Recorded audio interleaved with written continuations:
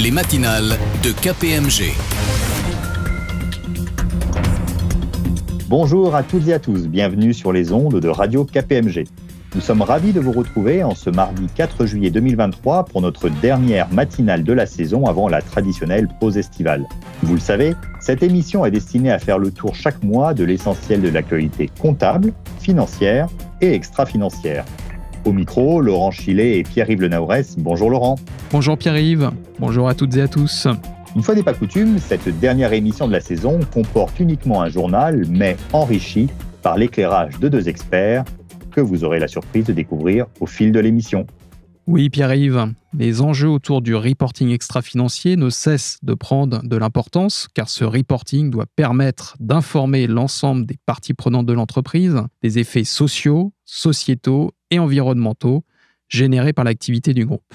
Sur cette base, les parties prenantes pourront évaluer et comparer les entreprises entre elles, puis décider de modifier le cas échéant leur choix d'investissement ou de consommation. Il existe donc un enjeu fort autour des données ESG. C'est pourquoi dans ce journal, nous ferons le point sur les derniers développements autour du règlement taxonomie et de la directive CSRD. Nous évoquerons également les premières publications de l'ISSB, l'organisation chargée d'élaborer les normes extra-financières internationales. Une organisation dirigée par Emmanuel Faber, ancien PDG du groupe Danone. Mais au-delà de l'actualité extra-financière de ce mois de juin, Laurent, d'autres sujets sont au sommaire de cette édition.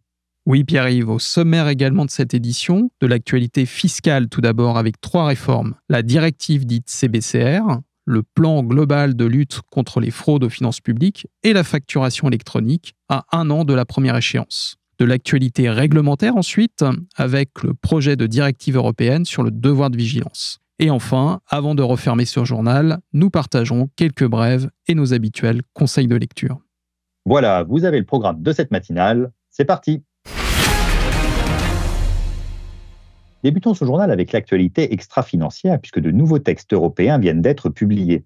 Effectivement Pierre-Yves, nous avions déjà longuement évoqué ces textes dans notre matinale du 8 novembre 2022. Comme le mois de juin a été riche en la matière, nous avons sollicité Fanny Houillot, associée du Centre d'excellence ESG de KPMG France, pour qu'elle nous présente les derniers développements extra-financiers. Elle a tout d'abord évoqué le règlement européen taxonomie qui, rappelons-le, établit un système de classification commun à l'Union européenne permettant d'identifier les activités économiques considérées comme durables.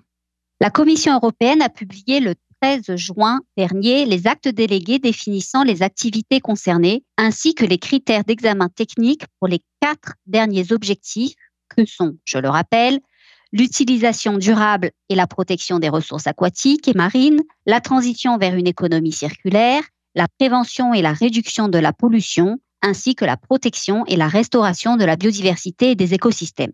On notera que cette publication a également été accompagnée, premièrement, de modifications de la liste des activités concernées par les 2 premiers objectifs liés au changement climatique. Et concrètement, le champ d'application est étendu à de nouveaux secteurs, comme par exemple l'aéronautique ou encore le secteur de l'hébergement.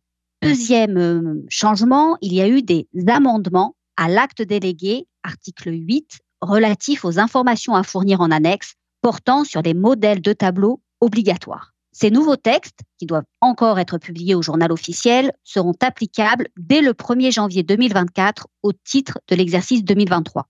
Enfin, j'attire l'attention des auditeurs en ce qui concerne les activités ajoutées et désormais couvertes par la réglementation. Les informations d'éligibilité seront requises à compter du 1er janvier 2024 au titre de l'exercice 2023, tandis que les informations sur l'alignement de ces activités devront-elles être publiées en 2025 au titre de l'exercice 2024, mais elles pourront bien entendu être communiquées de manière anticipée sur une base volontaire. Les entreprises ne doivent donc pas perdre de temps, elles ont du pain sur la planche. Mais Pierre-Yves, l'actualité extra-financière du mois de juin concerne également les ESRS, ou European Sustainability Reporting Standards, les normes européennes d'établissement des rapports de durabilité. La Commission européenne vient en effet de publier un projet d'acte délégué soumis à consultation. De nouveau, écoutons à ce propos Fanny Houillot. Le projet d'acte délégué publié le 9 juin dernier porte sur un premier lot de 12 normes ESRS. Ce lot inclut les 2 normes dites transversales, à savoir ESRS 1 qui présente les principes généraux et ESRS 2, les informations générales à communiquer, étant entendu que les 10 autres normes ESRS sont des normes thématiques, c'est-à-dire des normes environnementales, sociales et sur la gouvernance. Ce projet d'acte délégué prend en compte certains commentaires reçus suite à la publication en novembre dernier d'un premier projet de l'EFRAG. Il réduit la quantité d'informations à communiquer par les groupes avec moins de publications obligatoires. Des allègements ont été prévus pour les entreprises de moins de 750 salariés, ainsi qu'une meilleure interopérabilité et alignement avec d'autres référentiels. Mais l'analyse de double matérialité, à savoir la prise en compte de l'impact de l'activité de l'entreprise sur l'environnement, mais aussi l'impact de l'environnement sur les activités de l'entreprise, reste, elle, au cœur de la démarche. En effet, pour toutes les ESRS, sauf pour ESRS 2 qui reste d'application obligatoire dans son entièreté, les informations et indicateurs qui devront être fournis par les entreprises seront définis à la lumière des résultats de cette analyse de double matérialité. Autrement dit, les entreprises pourront se dispenser de reporter sur les dispositions qui ne ressortent pas en éléments significatifs. Rappelons aussi que l'entrée en application de la CSRD et donc des ESRS aura lieu à partir de l'exercice 2024 pour les premières entreprises concernées et que les groupes peuvent donner leur point de vue en répondant à cette consultation et ce, avant le 7 juillet 2023. Pour finir, sachez que le deuxième lot des ESRS, dont la date de publication du projet n'est pas encore connue, devrait inclure certaines normes sectorielles notamment. Le référentiel ESRS avance donc. Dernier sujet extra-financier que nous souhaitions aborder aujourd'hui, Pierre-Yves, l'ISSB pour International Sustainability Standards Board, le pendant de l'ISB pour le reporting durable, a publié le 26 juin ses premières normes extra-financières S1 et S2. Fanny Houillot nous explique de quoi il en retourne et comment ces normes s'articulent avec les ESRS européennes. L'ISSB, créé en novembre 2021 dans le cadre de la COP26, a pour mission d'élaborer des normes extra-financières internationales. Ces deux premières normes, publiées effectivement le 26 juin dernier, portent sur les principes généraux pour la première et les informations spécifiques liées au climat pour la seconde. Ce nouveau référentiel vient en quelque sorte concurrencer celui proposé par la Commission européenne avec les normes ESRS, mais dont on peut relever des différences notables. Tout d'abord, les normes ESRS embrassent une grande diversité de thématiques, ressources aquatiques, économie circulaire, biodiversité, etc., alors que l'ISSB ne traite à ce jour que les enjeux climatiques. Cependant, l'ISSB doit travailler sur d'autres normes thématiques et a lancé pour ce faire une consultation pour définir les domaines prioritaires. Ensuite, les normes ESRS s'appuient sur une analyse de double matérialité quand l'ISSB ne retient aujourd'hui que l'impact de l'environnement sur les activités des entreprises. Cela s'explique par le fait que l'ambition de l'ISSB est de donner une base normative internationale pour des informations relatives à la durabilité orientées vers les investisseurs. Pour finir, les normes ESRS vont devenir obligatoires au niveau européen quand celles de l'ISSB s'appliqueraient dans les pays qui en feraient le choix. À noter que les normes IFRS, Sustainability de l'ISSB et ESRS de l'EFRAG sembleraient cohérentes car nous comprenons que les deux organismes se sont coordonnés sur ce sujet. Voilà Pierre-Yves ce que l'on pouvait dire sur l'actualité extra-financière aujourd'hui. Poursuivons ce journal, Laurent, avec de l'actualité fiscale. La directive CBCR pour Country by Country Reporting vient d'être transposée en droit français par une ordonnance publiée au journal officiel le 22 juin dernier. Quelles sont les nouveautés introduites par cette ordonnance ? Cette ordonnance, Pierre-Yves, introduit pour les entreprises qui remplissent certains critères une obligation de publication d'un rapport comportant des informations relatives aux impôts sur les bénéfices supportés dans les pays où elles opèrent. Ce rapport, mis gratuitement à disposition du public, présentera des informations comme le chiffre d'affaires, le bénéfice ou perte avant impôt sur les bénéfices, l'impôt sur les bénéfices dû ou encore celui réellement acquitté. Cette obligation déclarative s'appliquera pour la première fois aux exercices ouverts à compter du 22 juin 2024. Et pour en savoir plus sur ce sujet, nous vous invitons à écouter notre prochaine édition des Fiscales de KPMG diffusée le 8 juillet prochain. Toujours dans l'actualité fiscale, le plan global de lutte contre les fraudes aux finances publiques, dont les principales mesures viennent d'être présentées. Celles composant le volet fiscal devraient d'ailleurs être intégrées dans le projet de loi de finances pour 2024. Effectivement, Pierre-Yves, en mai dernier, Gabriel Attal, ministre chargé des comptes publics, a présenté le plan global contre toutes les fraudes aux finances publiques, qu'elles soient fiscales, sociales, douanières ou visant à capter indûment les aides publiques. Quelles sont les grandes annonces de ce plan ? Tout d'abord, les contrôles seront davantage orientés vers les grandes entreprises avec un recours accru à l'analyse de données de masse, encore appelée le data mining. Pour ce faire, une unité de renseignement fiscal va être créée. De même, 2 mesures ont également été annoncées pour renforcer la capacité de l'administration fiscale à contrôler les prix de transfert des multinationales. La première, le seuil de déclenchement de l'obligation de tenir en permanence à disposition de l'administration une documentation complète de la politique de prix de transfert serait abaissé et passerait de 400 millions d'euros de chiffre d'affaires à 150 millions d'euros.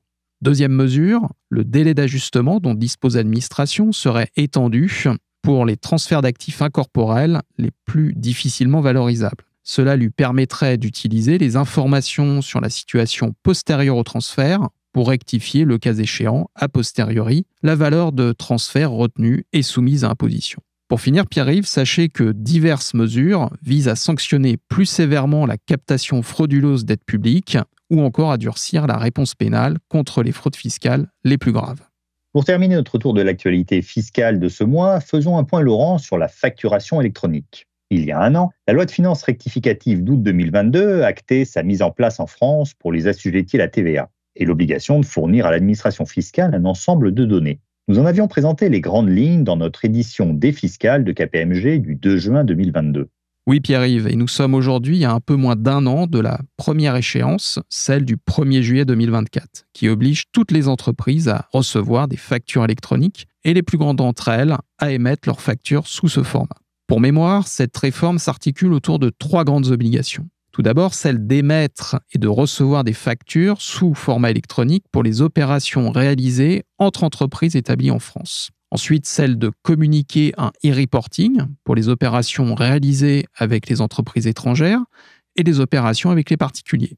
Et enfin, celle de faire transiter ces opérations par la plateforme d'État, ce qui permettra à l'administration de pré-remplir la déclaration CA3. D'un point de vue réglementaire, est-ce que de nouveaux textes précisent les obligations des entreprises ? C'est ce que nous avons demandé à Laurent Chetcuti, associé de KPMG Avocat. Il n'y a pas eu d'évolution majeure réglementaire depuis juin 2022. Les textes aujourd'hui sont stabilisés pour l'essentiel et nous rentrons dans une phase où 90% des contours techniques de la réforme sont connus. Aujourd'hui, les entreprises discutent encore de certains points très particuliers. On peut citer pêle-mêle les conditions techniques pour être plateforme de dématérialisation partenaire, PDP, la manière dont on devra gérer les notes de frais, le factoring, l'escompte, ou encore des cas très particuliers de facturation qui existent dans certains types de secteurs. Un point très important à signaler aux auditeurs est le suivant. La France fait des émules. L'Union européenne souhaite développer le modèle de facturation électronique que la France a mis en place via sa proposition de directive VAT in the Digital Age, dit VIDA, qui pourra être applicable en 2028. Cette proposition a créé un véritable engouement car on constate depuis quelques mois que nos voisins, sans attendre la mise en place de la directive, sont en train de réfléchir à appliquer le modèle de facturation électronique français, l'Allemagne, la Pologne, la Belgique, l'Italie ou l'Espagne. L'histoire est donc vraiment en marche. Il n'y a donc plus aucune raison pour ne pas se lancer dans ce chantier, car aujourd'hui, les entreprises disposent de toutes les informations techniques nécessaires pour mettre en œuvre cette réforme. Dans cette perspective, l'enjeu le plus important pour la mise en œuvre de la facturation électronique était de travailler en priorité sur les fondamentaux de l'entreprise, à savoir la qualité des données qui seront utilisées et la qualité des processus TVA, comme nous le disait Laurent Chetcuti dans notre émission Les Fiscales en juin 2022. Il nous explique si ces recommandations sont encore d'actualité et où en sont aujourd'hui les entreprises sur ces sujets clés. De notre expérience, les entreprises confrontées à des réformes similaires dans d'autres pays n'ont pu s'exonérer de ces travaux. Nous constatons que beaucoup d'entreprises appliquent la méthodologie que nous recommandons, à savoir cartographie des flux, analyse des données, identification des impacts, définition de l'architecture cible et fixation d'une feuille de route. En menant ces travaux, nous avons pu constater que les entreprises en profitent pour repenser aussi leur stratégie IT, car elles s'aperçoivent que leur environnement applicatif n'est peut-être pas assez robuste pour supporter la réforme. Notre second constat est que la donnée en matière de TVA n'a jamais été réellement analysée par les entreprises. Cette réforme est donc là une formidable opportunité pour les directions financières afin de travailler sur l'amélioration de la qualité des données de base, mais aussi revoir les paramétrages TVA. Paramétrages qui, bien souvent, n'ont été que très peu revus depuis leur déploiement. Beaucoup beaucoup d'entreprises s'y attellent, car l'enjeu dépasse les simples aspects fiscaux. En effet, si la qualité de la donnée n'est pas assurée, l'entreprise ne pourra pas, tout simplement, déposer ses factures de vente sur la plateforme ou bien payer ses fournisseurs. Or, quelle entreprise pourrait vivre sans être payée ou sans payer ses fournisseurs ? C'est donc un enjeu capital pour les entreprises. Il n'est pas question pour elles de manquer cette échéance. Nous avons également demandé à Laurent Tchède-Cutie si les entreprises se trouvent confrontées à d'autres difficultés et si d'autres urgences existent. Voici ses recommandations. L'urgence, je le redis, est de travailler sur un environnement qui assure la qualité de la donnée en temps réel. Sur ce point, nous recommandons aux entreprises de redéfinir leur processus et de déployer un cadre de contrôle qui permettra de maintenir dans le temps la qualité des données. C'est clé. En effet, demain, avec la déclaration de TVA pré-remplie, il sera nécessaire pour les entreprises, voire crucial, de valider les données remontées par l'administration fiscale. Mais elles n'auront plus de temps à consacrer à les retravailler. Elles devront donc mettre en place du contrôle continu pour s'assurer que les données de facturation déposées en temps réel sur la plateforme sont correctes. Finalement, c'est sûrement aussi la fin de la facture Excel et c'est clairement une bonne chose pour le contrôle interne. Ensuite, les entreprises qui sont implantées à l'international doivent, à notre sens, capitaliser dès maintenant sur le chantier actuellement mené en France, afin de mettre en place un corps modèle qui leur permettra d'anticiper le déploiement à terme de la facture électronique dans les autres pays de l'Union européenne. Pour finir, un choix doit être fait sur les modes de connexion au portail public de facturation, soit directement via une PDP, soit via un opérateur de dématérialisation, dit OD. Les critères de choix doivent être dictés par les solutions de dématérialisation déjà existantes dans l'entreprise, les contrôles à mettre en œuvre, ainsi que les fonctionnalités que les entreprises recherchent, archivage, workflow, contrôle et gestion des cas d'usage. Il reste donc encore beaucoup à faire, Pierre-Yves, sur cette réforme très structurante pour les entreprises. Nous suivrons bien évidemment ce sujet dans nos prochaines éditions. Intéressons-nous maintenant à l'actualité réglementaire et au devoir de vigilance. Début juin, les eurodéputés ont voté le projet de directive imposant aux entreprises de prévenir les atteintes à l'environnement, à la santé et aux droits humains pouvant résulter de leurs activités, et à prendre toutes les mesures nécessaires pour éviter leur survenance. Un texte largement inspiré de la loi française sur le devoir de vigilance. Oui, ce projet de texte européen s'inspire de la loi française qui, rappelons-le, concerne aujourd'hui 300 sociétés environ. Sa version définitive devrait être adoptée d'ici la fin de l'année 2023. Quelles sont les nouveautés apportées par ce projet de texte ? Plusieurs nouveautés, Pierre-Yves. Le projet de directive de la Commission européenne prévoyait des seuils d'application inférieurs aux seuils français. Mais les eurodéputés sont allés encore plus loin dans la version adoptée le 1er juin, fixant ce seuil à 250 salariés et à un chiffre d'affaires mondial de plus de 40 millions d'euros. Nous devrons attendre la version définitive de ce texte pour connaître le seuil finalement retenu. De plus, à ce stade du texte, plusieurs autres points sont à noter pour nos auditeurs. Tout d'abord, le champ des activités couvertes serait élargi. Si la loi française s'applique aux activités en amont de la chaîne d'approvisionnement, c'est-à-dire avant la fabrication du produit, le projet de texte européen prévoit de couvrir également une partie de la chaîne aval, c'est-à-dire postérieure à la fabrication du produit. Autre point à noter, les objectifs climatiques doivent obligatoirement être pris en compte dans la rémunération variable des administrateurs. Dernier point, une autorité de supervision et de contrôle dotée de pouvoirs d'enquête et de sanctions serait créée, avec le pouvoir d'infliger des sanctions de l'ordre de 5% du chiffre d'affaires mondial de l'entreprise. Un projet de texte européen qui va donc encore évoluer dans le cadre du trilogue entre le Parlement, le Conseil et la Commission, mais qui induira forcément pour les entreprises françaises de nouvelles obligations. Nous vous en tiendrons informés, bien entendu, sur ces ondes. Terminons ce tour de l'actualité avec quelques brèves. Dans l'édition du 8 juin des sociales de KPMG, nous avons présenté les grandes lignes du projet de loi de partage de la valeur. Il vient d'être adopté en première lecture par le Parlement. Avez-vous noté des changements significatifs par rapport au projet, Laurent ? Aucune modification majeure, Pierre-Yves, par rapport à ce que nous avons présenté dans la dernière édition des sociales, hormis l'accélération du calendrier. La mise en œuvre de l'obligation de prévoir un mécanisme de partage de la valeur dans les entreprises de moins de 50 salariés s'appliquera en effet dès le 1er janvier 2024 au lieu du 1er janvier 2025. Toujours dans l'actualité sociale, le Conseil constitutionnel a validé l'essentiel de la loi sur la réforme des retraites et une trentaine de décrets d'application sont attendus d'ici l'entrée en vigueur des premières mesures le 1er septembre prochain. Quels sont les derniers développements ? Les 2 premiers décrets qui précisent les mesures d'âge et les modalités de départ anticipées ont été publiés au journal officiel du 3 juin dernier. Ces décrets n'apportent rien de véritablement nouveau, mais nous ne manquerons pas de vous tenir informés des évolutions liées à la réforme dans nos prochaines émissions. Avant de déjà clôturer ce journal, nous souhaitons adresser un message important à nos auditeurs. Oui, les arrêtés semestriels du 30 juin 2023 battent leur plein actuellement.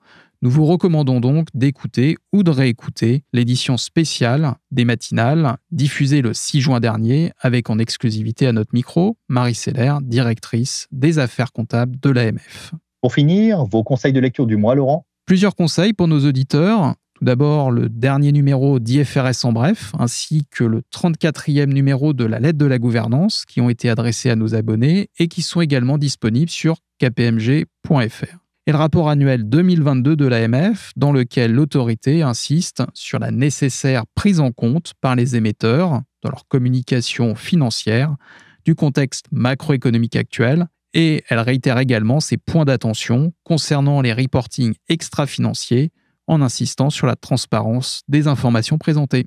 Nous vous recommandons également de nous suivre sur la page LinkedIn de KPMG France et de KPMG Avocat, où sont publiées toutes nos actualités. Et bien sûr, d'écouter sans modération les différentes émissions proposées par Radio KPMG grâce à notre application mobile à télécharger dans l'App Store ou Google Play. Cette édition des matinales est maintenant terminée. Un grand merci à vous, Laurent, pour votre présence au micro tout au long de cette saison. Ce fut un vrai plaisir de co-animer cette émission et je retrouverai avec bonheur nos auditeurs à la rentrée pour une nouvelle saison des matinales. Très bon été à toutes et à tous. Très bel été et rendez-vous en septembre pour la 10e saison des matinales. Les matinales de KPMG.